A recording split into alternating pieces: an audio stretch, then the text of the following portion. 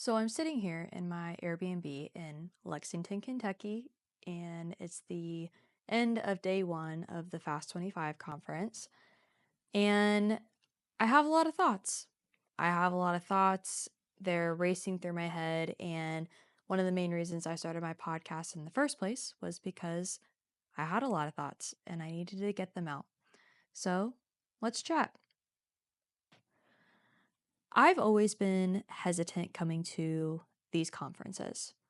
Granted, I've only been to two. I don't want to act like a connoisseur, but I do see myself going to more conferences in the future. Whenever I think about EMS conferences and when I got invited to Fast 25, which, disclaimer, I am incredibly grateful for. I have met the entire FlightBridge Ed team at this point, and they have been nothing short of gracious and so grateful. They have truly been the most amazing hosts.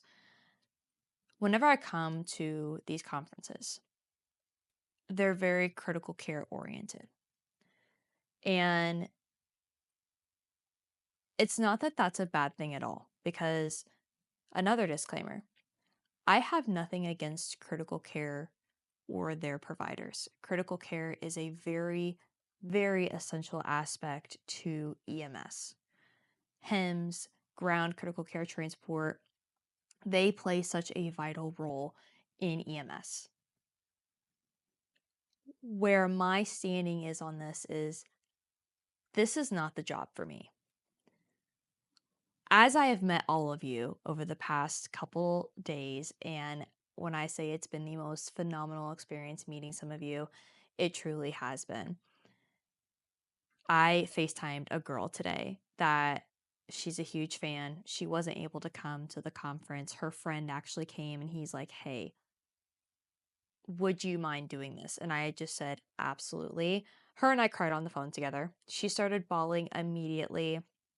And that really opened my eyes to just how much of an impact that I have made on you guys. But that is a topic for another episode.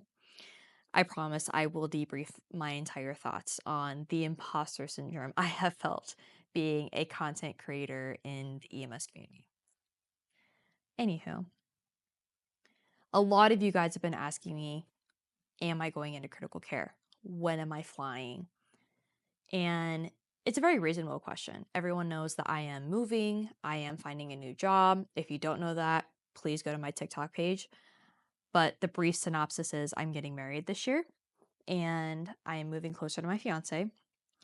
This also means, though, I have to leave my current job because I physically can't stay there due to the travel. It's 2 hours away from my new house, and it would literally be dangerous for me to stay at this job, work a 24-hour shift, and then try to drive home. Like, I struggle driving home 30 minutes, but anyway, a lot of you guys are so kind and remembering that, and you asked me, like, hey, how's the job updates? Like, have you found one yet?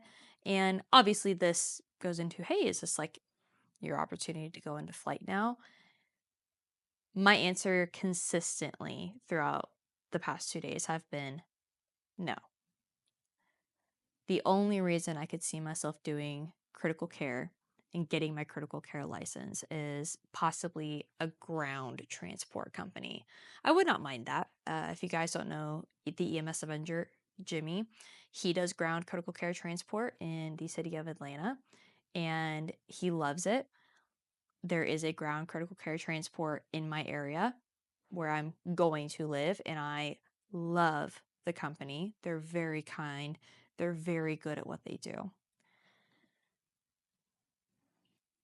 But when I think of myself, when I look at myself in the mirror, when I look at where I was in 2019 when I got my EMT license, to 2020 when I got my first job, to 2021 when I became a paramedic.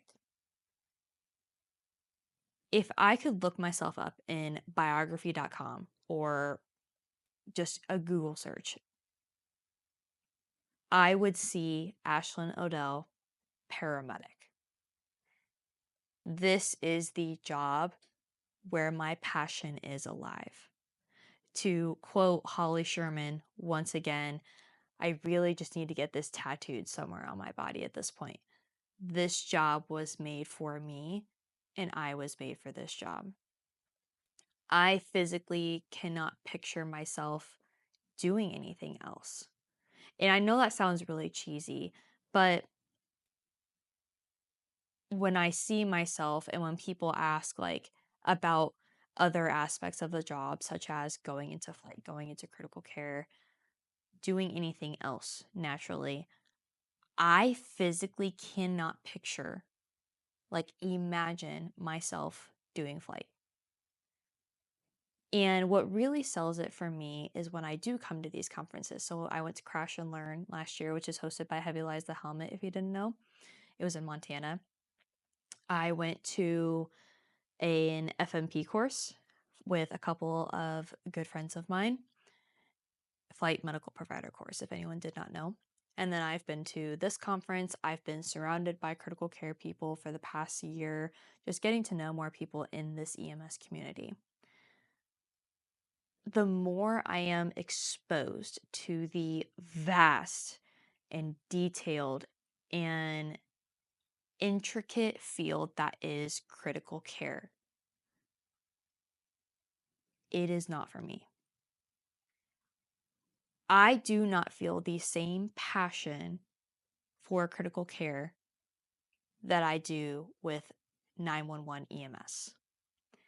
The thought of the EMT and paramedic scopes of practice, field and scene management, writing documentation and narratives, and doing skills, doing labs with students, going to clinicals with students, being in an ambulance, sitting with a student with our bags sprawled out everywhere, looking like our truck just exploded, but just going through stuff with a student. I can't even, it brings tears to my eyes. I can't even express the joy this job brings me. When I first realized that education was my passion, it is the field that I will now be going into. I have not looked back. I have never really thought about a different job. I've never had a plan B. I have never sought out another job without having education and training somewhere in my mind. I always knew that I would either want to be a training chief or a field training officer or working in a college. Now, most people do know I am an adjunct for a college right now. It is the pride and joy of my off duty life when I am not on the truck.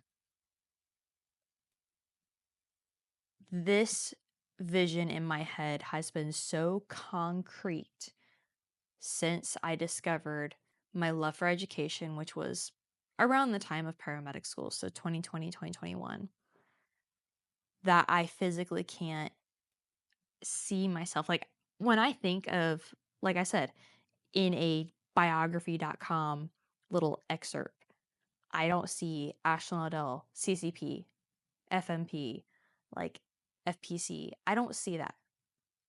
I see paramedic, FTO, clinical director, paramedic instructor, training chief. That is what I see for myself. Not to get like all Gandhi, but when you want to be the change you want to see, it becomes just this headstrong goal of mine. Knowing that education, and I could talk about this for hours, but I'll keep it brief. Knowing that education in EMS is that part of the career that could use the most change. We could talk about the culture all day long, the generational thing, the respect that EMS providers don't have for each other, but truly boiling down to it starts at the foundation level, which was your EMT and paramedic education. That is what needs so much change and adaptation, and every day is a step closer to that. if people are willing to push the boundaries of EMS education. That is where I want to be. That is where I want to be one of the pioneers and those people that really stuck with it. Because the thing you see about EMS is it's a lot of talk, it's not a lot of show. It does take one voice to rally up a room and for many other voices to start the conversations. The thing about EMS that I see a lot is we do a lot of talking. We do, oh, paramedic school sucks. This program sucks. I taught myself everything. And you hear that constantly. I've talked to so many of you over the past couple days, and all I keep hearing is our stories are so similar. My EMT program got shut down too. My paramedic instructor got fired halfway through. I taught myself the entire thing. I've heard it from the dozens of you that are here. We're all talking about it. Why are we not changing it? And I'm not saying like I'm going to be the one to change across the nation. Heck to the no. I ain't no superwoman. Not a chance. But if I can start small into the communities around me, the schools around me, that's all it takes sometimes. I think a lot of people forget the perspective of like, oh, but I'm only changing 1%. Okay, 1% can be 100 people, 100,000 people, a million people. Like, no matter what perspective you see it in, that 1% is still so valuable. This is where I'm supposed to be. I'm not supposed to be in critical care. Bringing this all together before I keep blabbing and then I make myself cry because I think about how much I want this job for me so bad.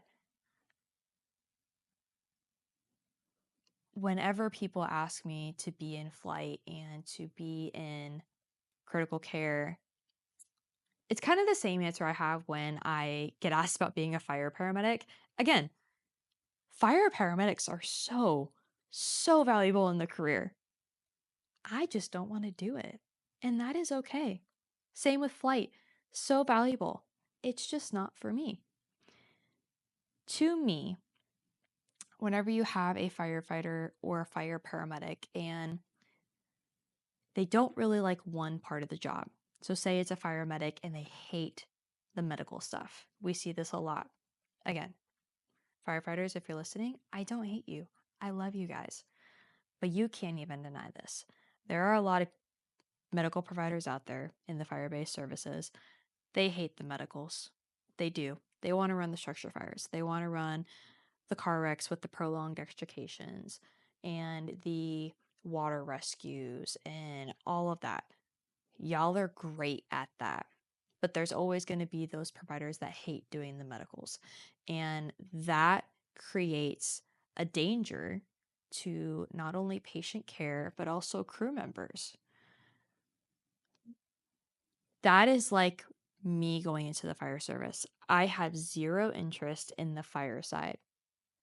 If a fire service would hire me as just the medic and not requiring me to get fire 1 and 2, all right, I'm now listening. But most fire services, especially in my area, which is Kansas, Missouri, they all want us to have fire 1 and 2 in hazmat. I can't express to you, I would rather sit there and learn the elements of the periodic table over and over and over again and take chemistry 1 and 2 rather than take fire 1 and 2, which from what I've heard, fire is actually a lot of chemistry. Same with hazmat. But anyway, I'd rather watch paint dry. And that is not a diss to the fire service. That is just something I am not interested in. It's kind of like books, you know? I'm not a fantasy girl. I'm not a mythological world. I am a realistic type of girly, and that is okay because those books are enjoyed by people that truly have a love for them. The fire service is for people that truly have a love for it. If I were to join the fire service, I would be of a danger to the crew around me and the patients around me because I do not have a lick of interest, not a muscle fiber in my body, not a neuron, not an atom in my body that wants to do fire. and that is okay because there is someone out there that is dying to be a fire medic and they can have my spot. Same with flight. There is someone out there that is dreaming of that flight suit and helmet and being in that helicopter taking all the pictures of the sunsets. There is someone out there that is making it their life goal to be that provider, and they can have my spot because my spot is in ground 911 EMS and being in education. Coming to these conferences always sparks this back in me because I'm around these amazing people. If you didn't know, Fast 25 actually brought several content creators. There's me, Jimmy, EMS Avenger, um, Life in Sirens, Sophie, Jamie, and Aubrey. Nurse Hensley was supposed to be here. She was unable to make it, sadly. Flight Nurse Shay is here. EMS 2020 is here. Alert Medic 1. And 911 Nonsense was also invited, but she was unable to come as well. They invited all of these content creators. Oh, Master Your Medics, Jeff Murphy, my bad. He is here as well. All of us are here, and it's so amazing being around these content creators. But the one thing all these creators have in common is they are all phenomenal critical care providers. I'm also amazing friends with Mike and Gwenny, as you may know them as Nurse Gwenny and The World's Okayest Medic. Phenomenal providers. But the one thing I love about Mike and Gwenny specifically is they will always yell at me, especially Gwenny. I can hear Gwenny furiously typing right now as I might say this. They always tell me, do not say you are just a medic. There is no such thing as just a medic, just an EMT, because we are valuable no matter what to the field of EMS.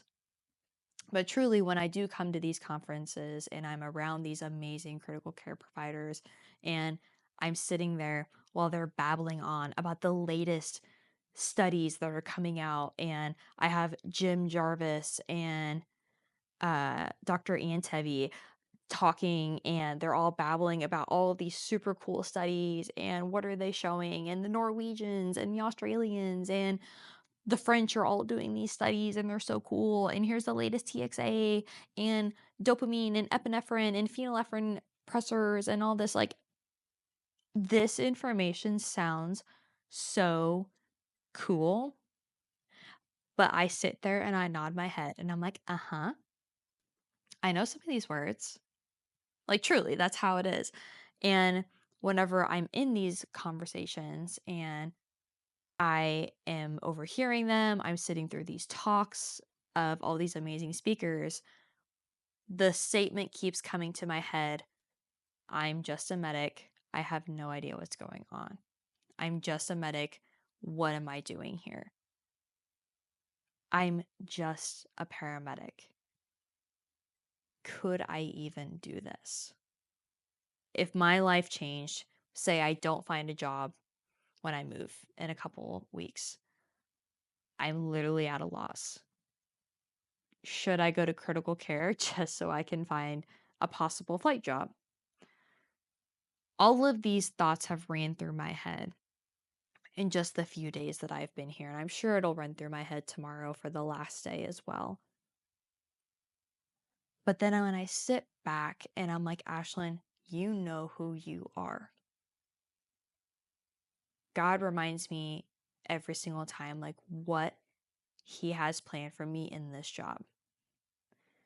Because He has showed me time and time again where I'm supposed to be, what I'm going to do in my life. He shows me that by sparking this joy and releasing all of this dopamine and oxytocin through my body, feeling joy whenever education is brought up. Colleges, paramedic programs, trainings, orientations, FTOs, preceptors, capstone, when all of these subjects are brought up, it is like I am a kid in a candy store and I could sit there for hours dreaming, talking, just conjuring up all of these things. That is how he shows me where my passion is and that I am doing something right in my career by going headstrong into that pathway of education. It is hard coming to these conferences sometimes and not knowing everything. Like whenever I went through a flight medical provider course not too long ago, back in like November.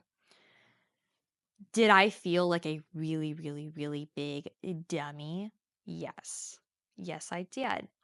Did I know some of these words? Yeah. I love ECGs. I understand bicarb and acidosis, and I did understand a couple of the lab values and stuff like that. I'm pretty familiar with most like cardiac devices and what they can show, what they're used for. But then when it came to something like vents, if you know me, you know vents are probably the number one reason that I do not think I could sit through an FMP or a critical care course. I don't know why. I even talked to Eric Bauer himself about it tonight, the mechanical ventilation guru. And I still am just like, uh huh, mm hmm. I know some of these words. I was lost, to say the least. It's like my kryptonite, truly. I know a lot of people are like, oh, tidal volumes, pressures, peeps, ventilations. Again, I know some of these words. It is like, seriously, my kryptonite. And I know that if I buckled down, if I learned it, I could probably do it. But just like the fire 1 and 2 thing, if I'm not interested in it, I don't want to do it. I truly don't. My interest is learning how to make my skills as a paramedic concrete, firm foundation for when I have another student with me, or I am in a college program and I am doing their lab skills. I want to make my skills as concrete as I possibly can so I can be there for a student that leans on me. I want to be as concrete in my skills for those patients when me and a student are working on them and we are both tackling this patient's care. I want to be there making my skills concrete for myself. Anyways, I'm kind of babbling. This is already 25 minutes in. One of my goals for my podcast, hopefully bringing it back, spoiler alert, is making my episodes a tad shorter. And I will be honest with you, I don't know if there will be video for the next few episodes. Number one, again, your girl is moving. The video aspect of my podcast was truly not my favorite aspect, no matter how much of a YouTube fanatic I am. I think justice for YouTube needs to come back. I think there are not enough people on YouTube. I'm obsessed with it. I would rather have YouTube TV rather than Hulu or Netflix or anything. But when I tell you that the visual aspect of my podcast is what made me want to bawl my eyes out constantly, I mean it. I'm also trying a new editing software, so hopefully that will make me not have an aneurysm as much as I was. And honestly, I'm just not putting any pressure on myself. I learned the mistake of having a set schedule and forcing myself to have that schedule. It made me hate recording. It made me hate the topics I was talking about. It burnt me out. I can go more in depth about why I stepped away, what's been going on in my life, and more personal stuff later. But this is just something that was on my mind tonight, and I needed to remind myself that I am exactly where I'm supposed to be. I am on the path that is made for me. And if critical care and flight is not in my path, if fire medic is not in my path, that is perfectly okay because I am a great medic no matter what. I am a great person no matter what. And I have worked so hard and I deserve to still be here. those are the affirmations that I've had to remind myself. And whenever I'm reminded of the goals and passion that I have for the education and training field, those affirmations come to light, and it does make me feel a whole lot better. So, thank you for listening. This probably won't be the last time you hear my voice. I do plan on bringing the podcast back. What was crazy? Air Methods, the Amped podcast, was at the conference today. And Rick Mosher, if you're watching this or listening to this, I guess, he asked me, he said, "Where's your podcast?" I didn't even know he knew who I was.